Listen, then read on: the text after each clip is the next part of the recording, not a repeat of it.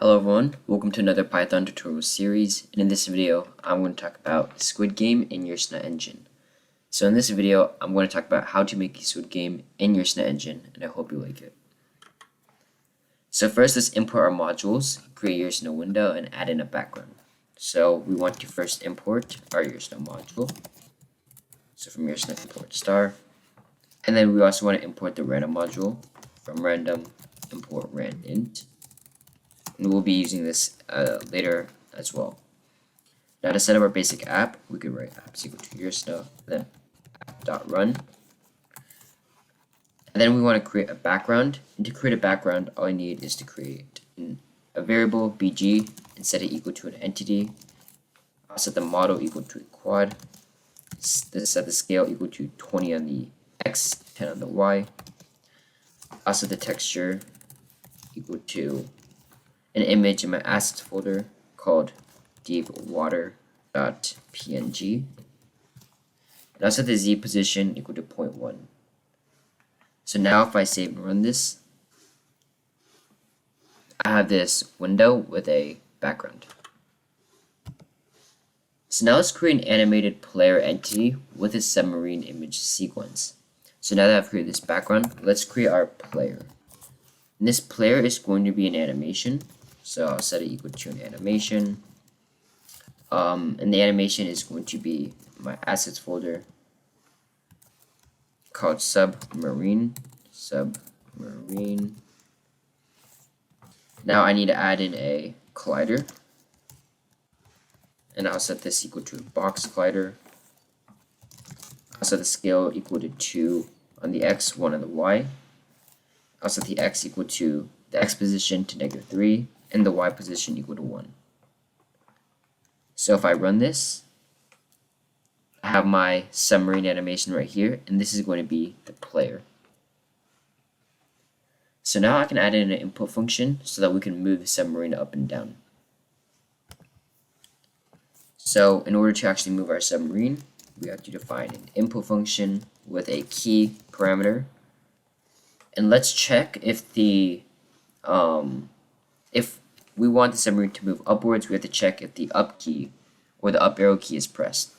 So if key is equal to up arrow, or the key is equal to up arrow hold. So if the up arrow is either pressed or hold or held, then what we want to do is move the player's y position up by 0.25. However, if the key is a down arrow, or the key is equal to the down arrow hold, so if the down arrow is pressed or held, then we want to decrease the player's y position. So minus equal 0.25. So if I save and run this, if I press the up arrow, our submarine moves upwards. If I press the down arrow, our submarine moves down. And if I hold the up arrow, it also goes up. If I hold that down arrow, it goes down. So I can hold up, hold down, and I can press up and press down. So now let's create our bullet entity class. And here that just means that the submarine is going to be able to shoot bullets. And so to create that class, let's create a class bullet of a parameter of entity. We'll define an init function of self. We'll call super.init. We'll set the self.model equal to a quad. Self.texture equal to an image in the assets folder called bullet.png.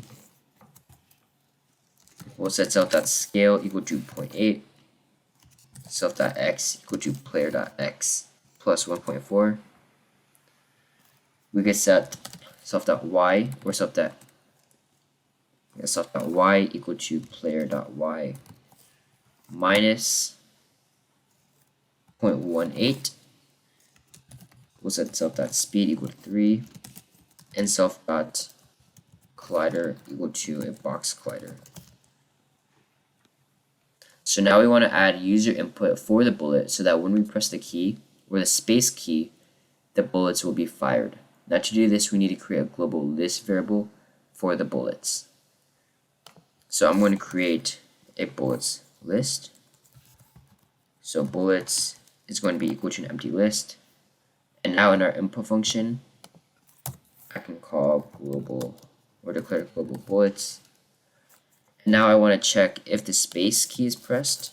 So if key is equal to space, then what I'll do is I'll create a bullet. So bullet object. I'm going to create a new bullet object. Then I'm going to append that bullet into the bullets list. And what I'm also going to do is once the space key is pressed and we want a bullet to fire, I'm going to create a sound effect. And to do that, I can just write audio and then the sound file that I want to play.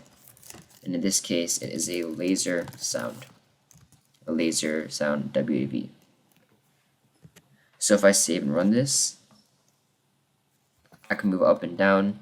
I could press space, and you should have heard that a sound was played. And now bullets are showing up on my screen. We see that the bullets themselves are not moving. So in order to have these bullets move forwards, we need to add in an update function to actually move our bullets. So I'm going to define an update function right here. And again, declare global bullets, which is the list. And for every single bullet in this bullets list, I'm going to have the bullets move forward. So for bullet and bullets, I'm going to set bullet.x, or I'm going to increase every single bullet's x position by time.dt multiplied by the bullet speed. So now if I save and run this, and I press space, the bullets you see move forward. And I can keep shooting just like that. So now let's create our squid entity class. And these are basically the squids that we want to shoot, and they're going to be acting as our targets.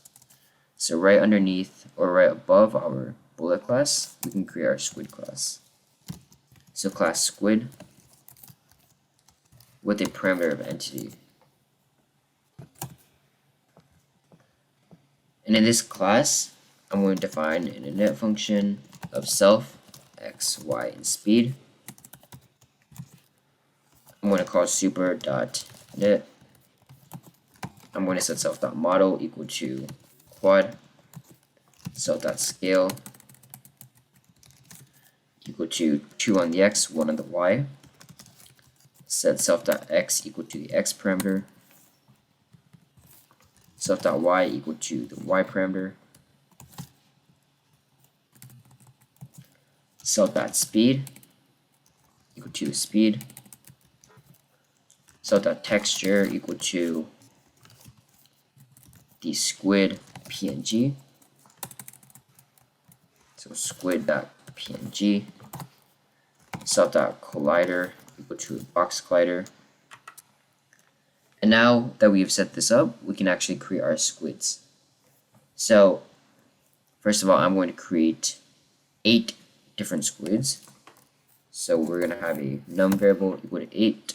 That's going to be the number of squids that we want to create. And we can always change this number.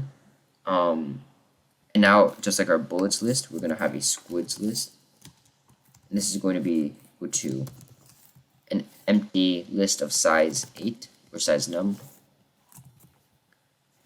And now to create our 8 squids, I can use a for loop. So for I in range num, I'll set the x position equal to a random number from 8 to 14. And here I'm using the randint from this module, the random module that we imported from the top. And just like the x position, I'll do the same thing with the y. Create a random y position from negative 36 to 36. And I'll multiply this by 0.1. I'll set the speed equal to randint 1 to 3. And I'll set the squid's index I equal to a new squid with these variables. So now if I save and run this,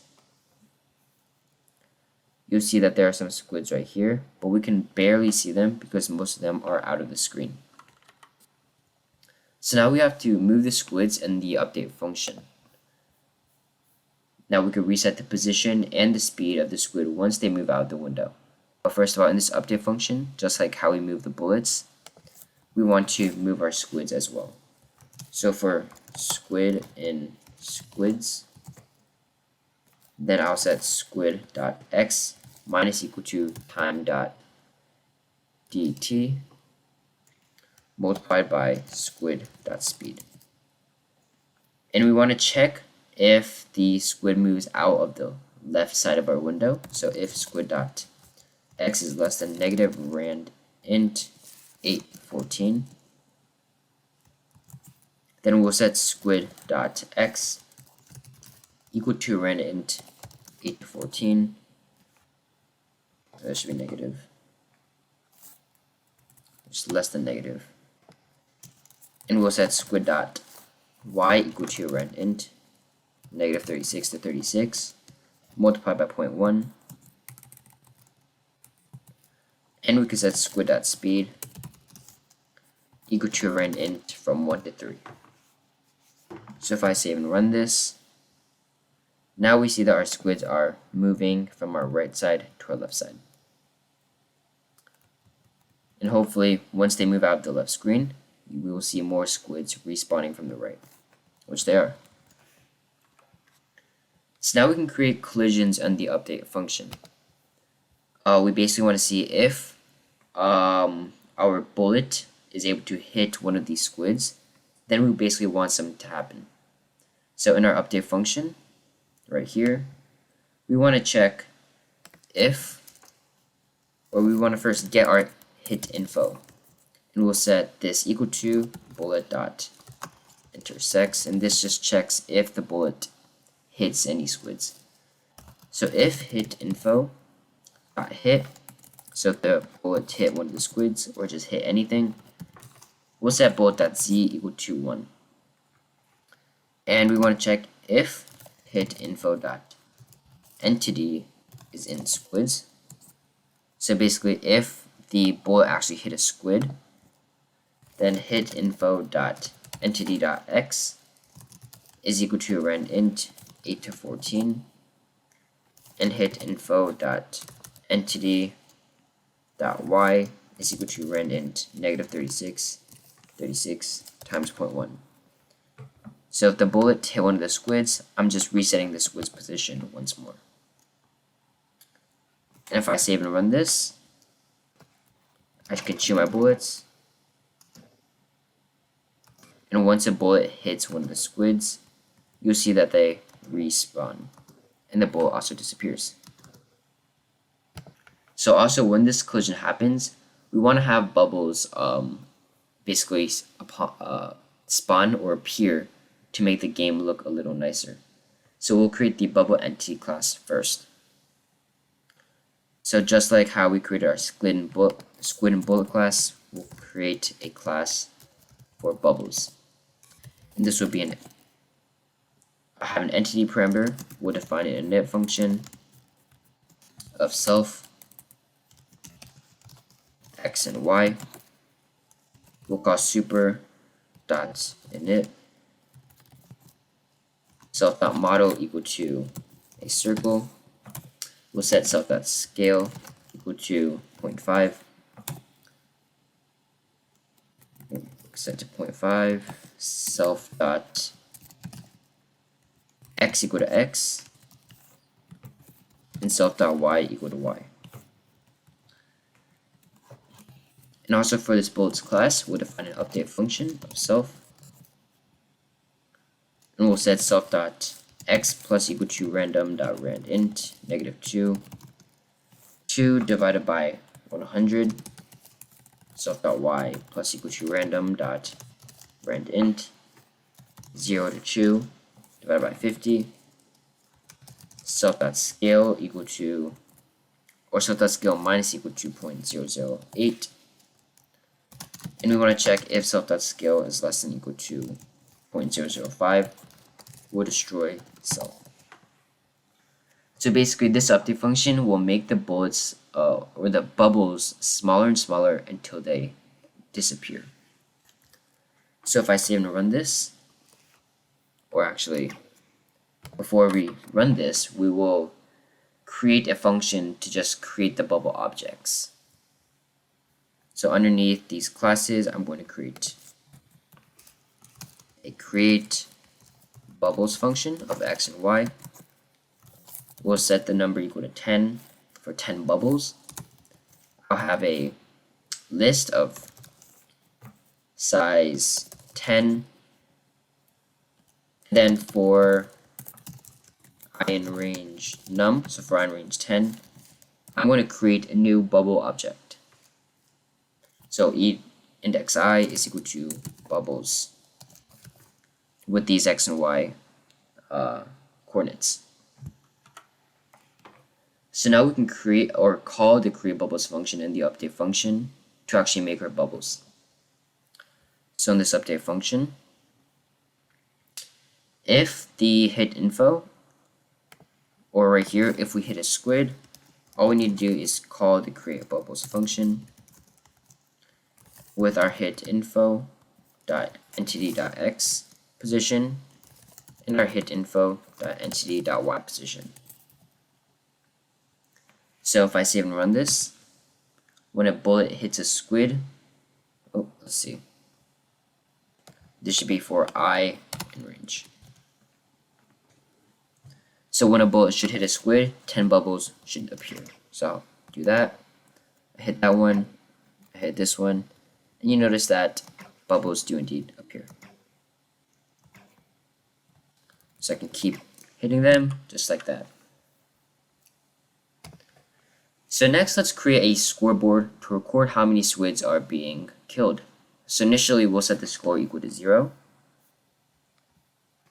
So right here, we'll set the score, set it equal to 0, and we'll create a text variable and say equal to text. Text is equal to f score. This is an f string of our score. We'll set the position equal to negative 0.65.4. We'll set the origin equal to 0, 0. We'll scale it by 2. We'll set the color equal to color.yellow. And we'll set the background equal to true. So now if I save and run this, you'll see that I have a score right there. So now in our update function, we want to actually update our score. So in our update function, we'll create global text as well. And then once a bullet hits one of the squids, we want to increase the score. So right here, once our bullet hits a squid, we want the score to increase by 1.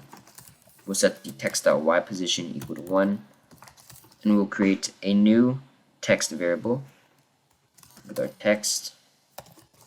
We'll set the text equal to a string of the score with the score variable. We'll set the position equal to negative 0.65.4. We'll set the origin equal to 0, 0. And set the scale to 2. Now we can also set the color equal to color.yellow, and our background we'll set it to true. Background is equal to true. And now if I save this, every single time I hit one of these squids, let's see.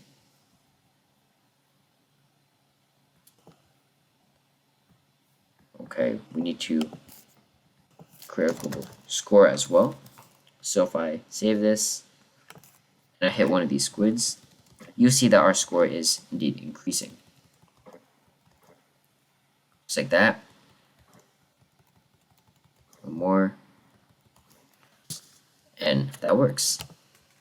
So now we need to decide when our player will actually lose. So the player will lose if it collides with any squid. Now when the player loses, the game will be over and all movement will be stopped. Before that, I'm going to create a Boolean variable, and then the game will run when it is true. Now this variable will be a global variable. So in our main, right here, I'll create a run variable and set it equal to true. And the game will only run when this run variable is set to true. So in our update function, right here, I'm going to declare the global run variable. And I will set, or actually all of this code will run if this run is true. So if run is true, then I want this code to run. Let's see.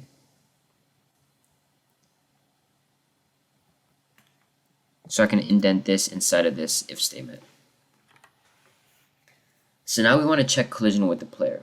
When the collision happens, run will become false, and then we will have a "you lost, reload the game" message displayed on the screen.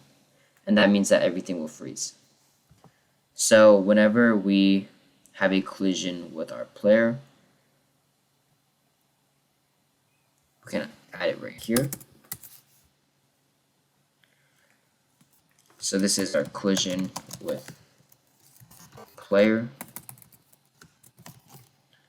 We'll set hit info equal to player.intersects, and then we want to check if hit info.hit. We'll set run as false, and we'll create an entity, so the model equal to a quad. So the scale equal to 20 on the x, 10 on the y. And we'll set this texture equal to deepwater.png. We'll set the z position equal to 0.1. And we'll display some text. And the text will just say "you lost, reload the game." We can set the origin equal to 0, 0. And set the scale equal to 2 for both the x and y axis. We can set the color equal to color.yellow. And we'll set the background equal to true.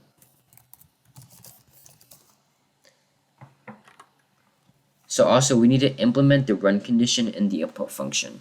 So you'll only be able to move the player and fire bullets as long as the game is on. So in this input function, just like how we did with the update function, we only want all this to run if run is true. So again, I can just indent all of that inside of my run if statement. So now if I save and run this, and I can shoot these squids. If one of these squids manages to hit me, now there's a message saying "you lost, reload the game." If I reload it and play again, I can play this game just like normal. So this is the end of this video. If you have any comments, please put them below in the comment section. If you have not subscribed to your channel, please hit the red button below. Thank you for watching, and I'll see you guys next time.